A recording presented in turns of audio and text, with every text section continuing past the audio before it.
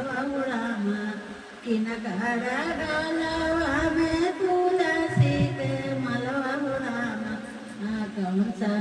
कही काढ़लन पढ़ना मनवा उलसे राम कही काढ़लन पढ़ना उलसे राम राम जी के गालवा में तुलसी के मलवा राम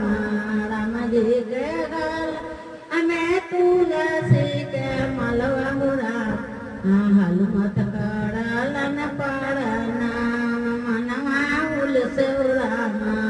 हनुमत काढ़लन पढ़ना मनवा उलसे राम कौना नगरिया में एक पेरा तुलसी राम कौना नगरिया में एक पेरा तुलसी राम के काढ़लन पूजा पाठ मनवा उलसे राम के काढ़लन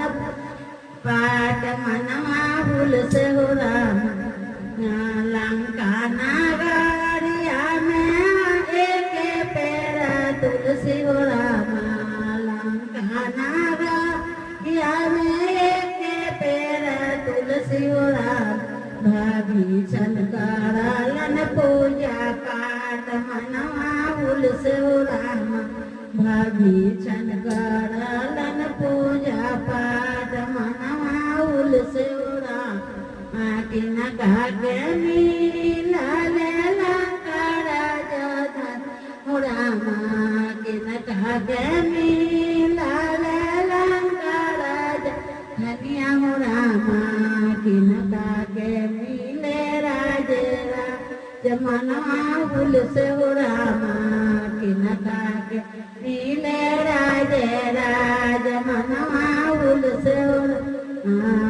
भीषण के मीला लेला काराज धनिया राम भीषण के मील लेला काराज धनिया राम उनके मीला ले राजे मनवा उलसे राम उनके मीला ले राजे मनवा उलसे राम उनके मीला ले राजे मनवा उलसे